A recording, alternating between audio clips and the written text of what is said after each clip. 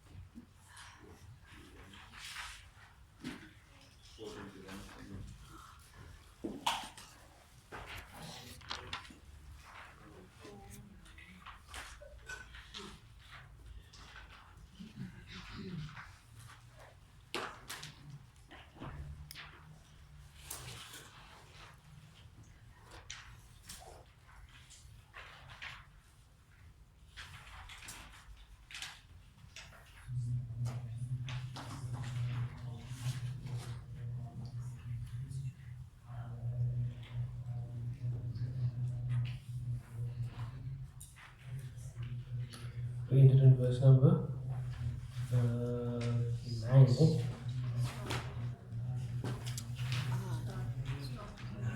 Nine? Yes. Yeah, we must start in number 10. Okay.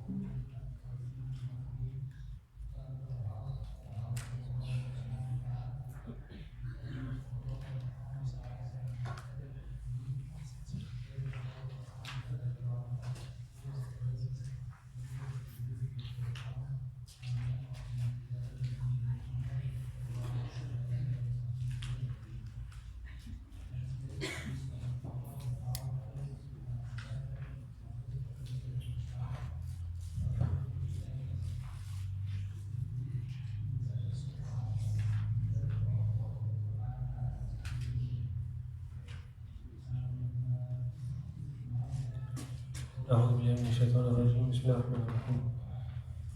وبسم Surah An-Nur, verse number 9 is where we ended. Obviously, a couple of verses we continue.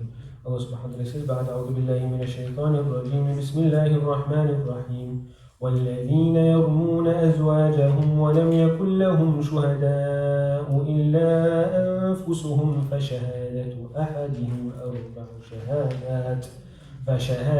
أحدهم أربع شهادات بالله إنه لمن الصادقين والخامسة أن لعنة الله عليه إن كان من الكاذبين ويدرأ عنها العذاب أن تشهد أربع شهادات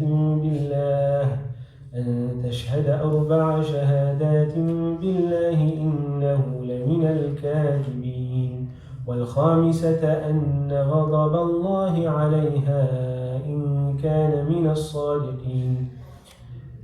So in these verses we were discussing the issue of li'an, right?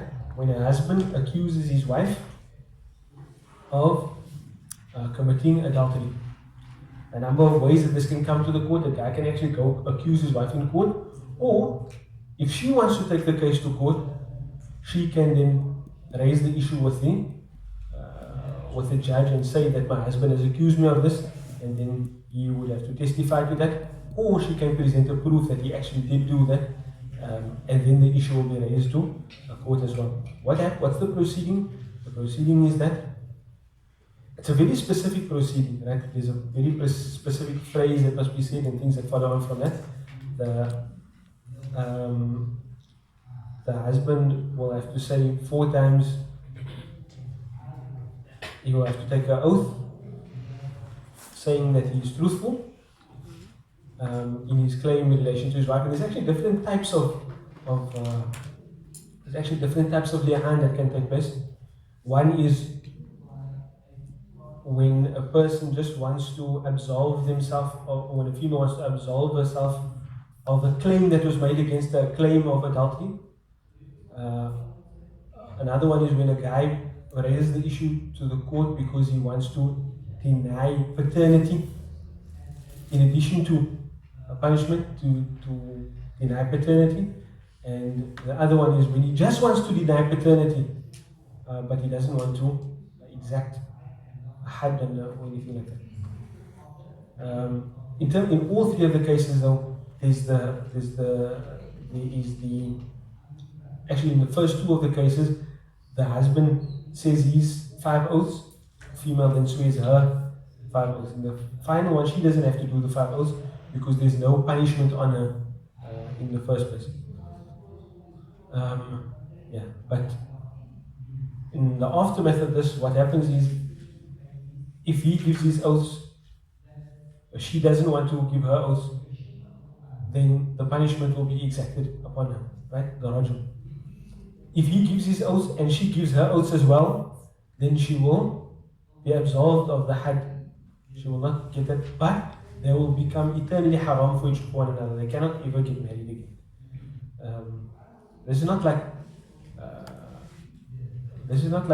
if you get divorced 3 times and then you can marry someone else, or the female must marry someone else and consummate the marriage, and if she gets out of that marriage, she can again marry. No, it's finished. There's no marriage. There can be no marriage between the 2 of them after that. So that's the case of li'an. And I mentioned to you the historic case of what is the guy's name now again? Hilal ibn Umayyah. Yes. So she takes a 5 oaths. Were there any questions in relation to this last one? Oh yes, the proofs. So, what if the guy goes and he takes a video? He doesn't get 4 witnesses, but he goes and he takes a video of his wife or whatever in that. Will we let that stand in the place of 4 testimonies or 4 witnesses? So, look, this is an issue that will get discussed in courts around the world currently. But generally, according to the classical text, no. But that doesn't mean it won't necessarily be used at all. It won't be used in the place of 4 physical or 4 actual witnesses, no. But is it admissible in the court in any way? That will be an issue of difference. It may be used to try the person in another way, by iqrar. Iqrar meaning the person, after being shown this video, listen, we have you on camera here, don't deny it. And then if they give any inkling of a testimony, then the testimony will confirm the accusation, whatever it is, and they'll be tried like that.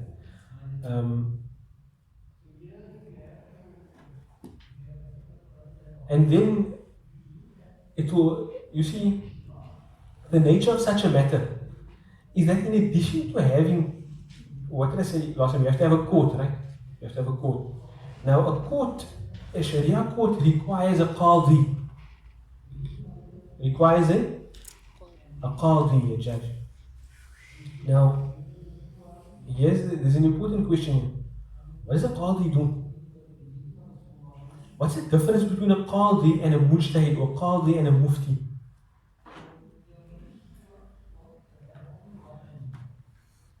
A mufti deals more with theoretical cases. A mufti, you can ask him a question, he can give you an answer in theory. He doesn't have to test evidences, etc. He's not weighing up the arguments of people. A qadi, he has to be a mufti, he has to be qualified as a mufti, but in addition to being a mufti, he has to have certain other expertise as well, in terms of unpacking arguments and putting them against each other, etc. So, like there's a hadith in which Rasulullah also mentions about one Sahabi, he is أعلمكم بالحلال والحرام. He is most knowledgeable of halal and haram. But then he says, but the best judge amongst you is Ali, radiallahu anhu. Right? So, shouldn't it be that the one who knows halal and haram, shouldn't he be the best judge because he knows the laws best? So, he knows the laws better than Ali, radiallahu anhu. But that doesn't necessarily mean he has the ability to assess arguments when he has two people in front of him. So a qadi has a job in addition to being a mufti. And there's something particular to a qadi. There's a principle that we go by, that حكم القاضي يرفع الخلاف. حكم القاضي يرفع الخلاف. I can have a khilaf in a masala. What do I mean by that? Or ikhtilaf in a masala. For example, Hanafi says this, Shafi says this. You can follow whichever you want to. Whichever one you want to, as long as you're not mixing in a way that you come up with an opinion that all mujtahid will say, no, that's completely wrong. You can follow whichever one you want to. But when you go to a court, if you're Shafi'i, and you go to a court and the qadi gives a judgment, whether it's a Hanafi judgment, Maliki judgment, doesn't matter. That ruling becomes binding, despite your mother. Right? So, why I mention all of that is because in a case where a qadi chooses with shari'i justification to use something as a dalil, that will be his jurisdiction. Right? And nobody else will be able to come after and overturn his ruling. Right? Obviously, that is if he has sufficient evidence shari'an to do that. For example, if he just brings a video can be edited. In fact, now we have deep fake technology. You know what people can do with deep fake technology? They'll take a video of somebody else giving a speech and put your face on it 100% to look like you're giving a speech. And to detect some of this stuff is very, very difficult. Right? So that's why, or that's one of the reasons why such an evidence won't just easily be used. It will have to go through. If it won't even be used, it will be used either to get a testimony or to get an admission of guilt, or it will be used, if it is used, if any judge will ever accept it, it will be a very, very rigorous process of authentication. It won't just be accepted just like that. But like I said, what most may do is use it to get an admission of guilt.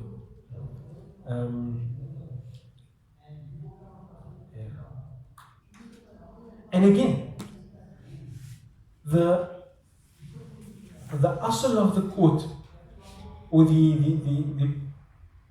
original position of the court, is that it doesn't want to exact the penalty. Because of the hadith of Rasulullah that said, as I told you guys before, إِدْرَأُ الْحُدُودَ بِالشُّبُهَاتِ, repel the penalties with shubuhat. Like if there's any small reason not to exact the penalty, you won't exact the penalty. So the question is, do we widen the scope of evidence,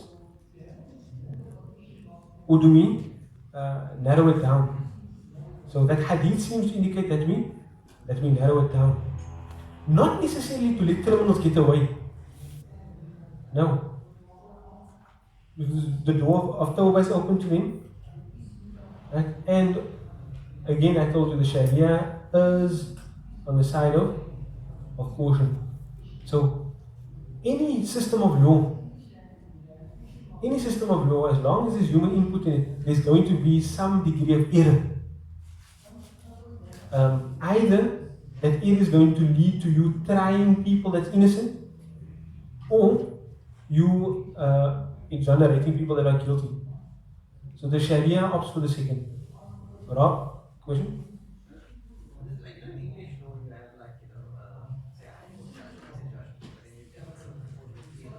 Excuse me? Like the English system, you would have, for example, they say, I for the take down messenger. Yes. So then you have the field, and then you have conservative and liberals.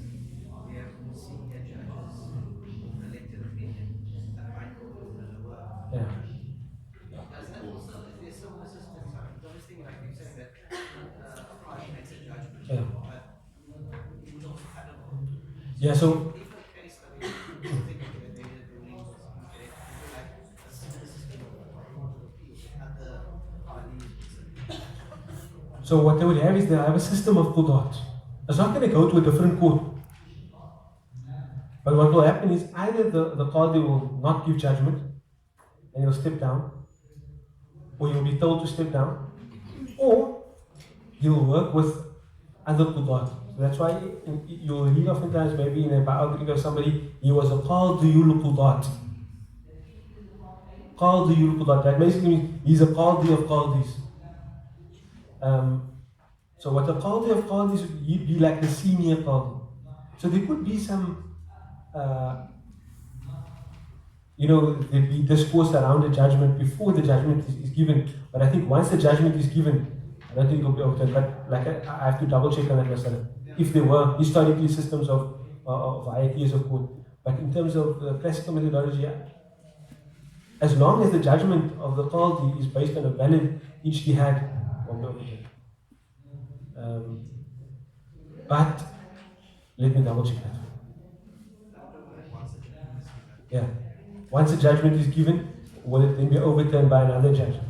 I'll check that for you. Sure. Okay. So after that whole masala, Allah subhanahu wa ta'ala, this ending of that says what? وَلَوْلَا فَضْلُ اللَّهِ عَلَيْكُمْ. وَلَوْلَا, lawla means what? Were it not for. وَلَوْلَا,